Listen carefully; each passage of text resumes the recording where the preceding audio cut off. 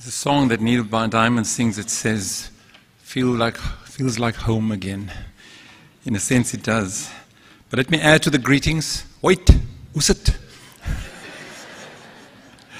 That counts too. Thanks very much for this invitation.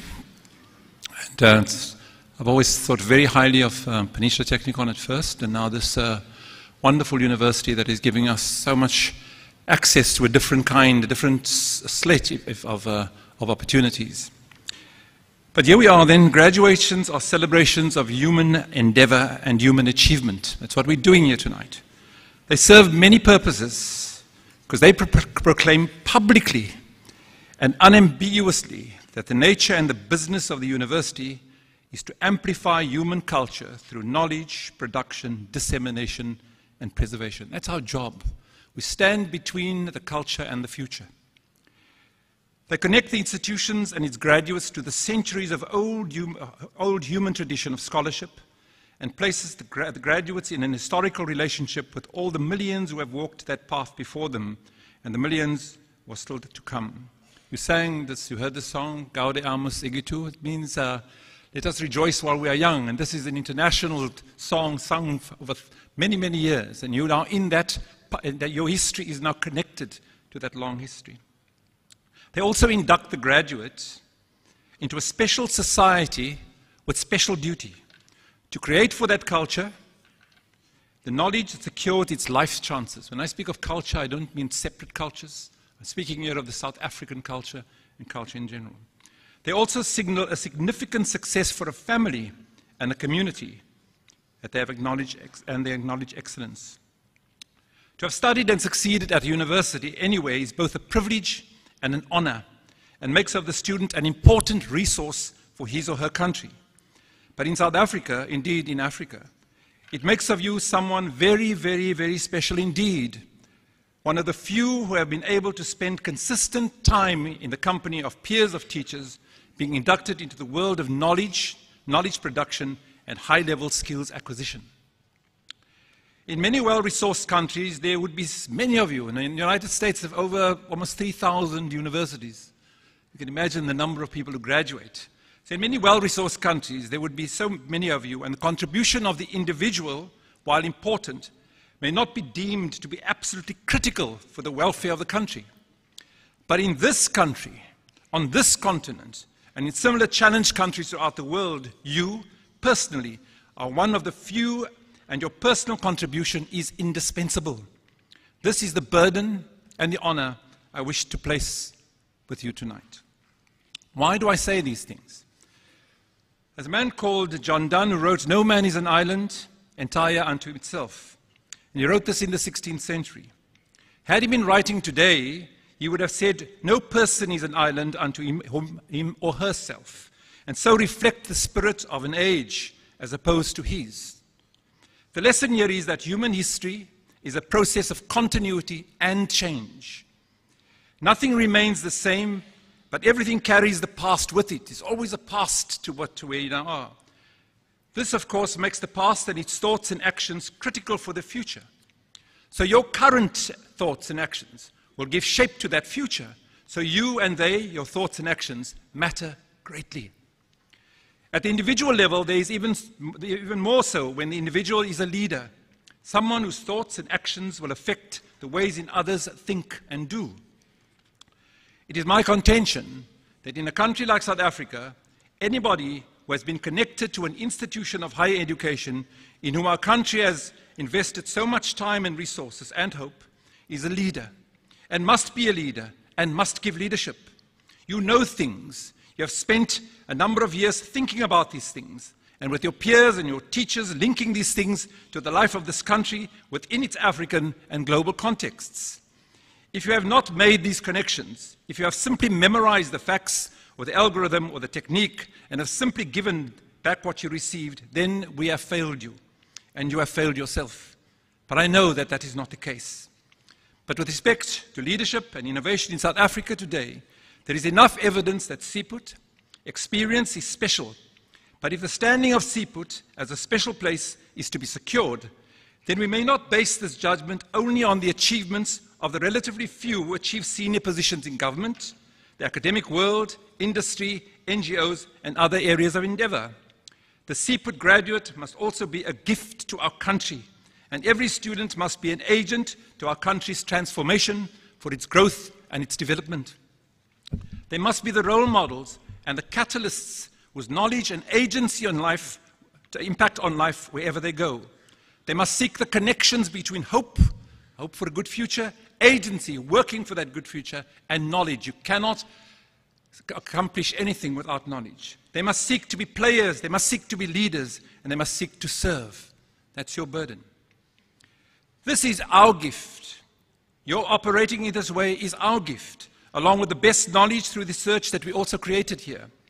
What John Donne was referring to in the 16th century, when he wrote this "No Man is an Island," is as relevant today as it was then. He was speaking about the spirit of unity, of oneness, of connectedness. In Arabic, they call it tawheed.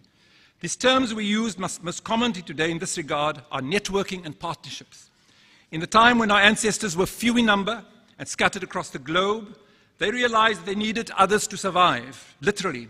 And so clans or tribes were formed, and the burden of finding food and water and securing the defense against wild animals and other humans and dealing with the ravages of nature was shared, thereby enhancing the chances of success of the survival of the individual and the group. We moderns have lost some of that sense. We have come to a point that we have greater respect for the individual act and individual achievement disconnected from the group. And this we tend to celebrate, as we often after reward those who give little or nothing to the general cause and flourish as parasites. Deborah Steith, with reference to many American films, expressed her concern about this. A uniform and disturbing image is that a hero, as a figure who reacts quickly and violently, who is deprived of conscience and is motivated solely by his or her own interests. That's what the films tell us. Our claim about CPUT is that it's not where CPUT staff and students are. The years of teaching and study, of engagement with CPUT, have created an institution organically connected to the lives of our people. The proof of this claim, we say, is our research, in our teaching, in our relationships with one another, and our links with communities, and in the deeds of our alumni. This is a proud boast, and the world will constantly test us with respect to these claims, and each one of you must be mindful always of this. Whatever you do reflects on CPUT. Your thoughts and actions do matter. Today we find ourselves in a country with problems that are mighty and many. And these will not go away without each one of us connecting ourselves to them and in concert with others transforming our society. The concept of transformation currently frames our national discourse, but it is one of those concepts that allows everyone to agree as long as we remain at the level of abstraction. When asked to give flesh to it, the rifts and the fissures soon become apparent, and we tend to direct our energies at contesting with one another, often at the level of personality, and so lose sight of the whole. As stated, South Africa's challenges are many and they are weighty, and our country looks to us to direct our energies there. The absence of agreement at the ideological or religious level must not be allowed to paralyze our commitment to informed practice. And given the dangers facing us here in South Africa today, there is a need for us to focus on particular ills and try to build a measure of consensus within a framework of common interests about what these are and how we might together respond to them. It would be helpful if our discourse on common interest and concerted action would make provision for the development of a core of significant common values, a sense of community, a sense of respect, responsibility, and justice, all of this resting on a deep respect for education. Since 1994, we have had a number of issues in our country that challenged us to find this common ground, issues that demand a transformation of the deepest kind. Two examples of the challenges represented by HIV and AIDS and education.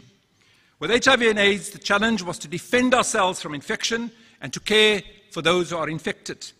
With education, the challenge was to build a strong 21st century education system that would enable us to hold our own in the world. We failed dismally with both. Today we have over 6 million people infected, the highest per capita rate in the world. We did not face our enemy. We did not seek or create the best knowledge and the best treatment, and the enemy has now left us with the world's greatest HIV problem. With education, it is exactly the same. We fought for our freedom in order to develop the education system that would give all of us the intellectual power to develop, to innovate, to create, and build what is needed in our dramatically changing world. Recently, we were rated 140 out of 144 countries' education systems. Recently, we entered a grade 8 maths and science competition where our grade 9s participated. We came second last in the grade 8s. Many of our schools are said to be dysfunctional, and the teachers ill-equipped, and our learners not committed, and parents in community not involved. Now, we cannot imagine that we can have a good future on the basis of that. I chose just 2 areas of challenge for our country, but there are many, many more, especially with respect to our environment. Energy looms large, and we in South Africa are particularly vulnerable. We have to pay for our fossil fuels, and globally they are diminishing fast. We do not have the competence to build nuclear powers ourselves, and we do not have the money to cover our country with solar panels. We have a really big danger with water. The projections are that we will be hard-pressed to serve our water needs by 2025. Global warming will raise the Earth's temperature, and high-pressure systems moving South Africa may dump high-pressure systems moving south may dump the northwest winter rains in the ocean below South Africa and not on the Cape. The population growth demands more services like schools and hospitals and housing in an economy that is slowing down dramatically and where joblessness is increasing. So these are incredible challenges globally, but South Africa is particularly vulnerable. I want to now just do a little poem that speaks desperately to this, and you as teachers must hold on to this whenever you feel that things are not going too well, or you feel that you are doing too much, or you don't feel that you have the energy any longer. Just think again of this poem. There was an Indian who had known no change, who strayed content upon the sunlit beach gathering shells. He heard a sudden strange commingled noise, looked up and gasped for speech, for in the bay where nothing was before, moved on the sea by magic, huge canoes, with crossed oars and clamoring crews.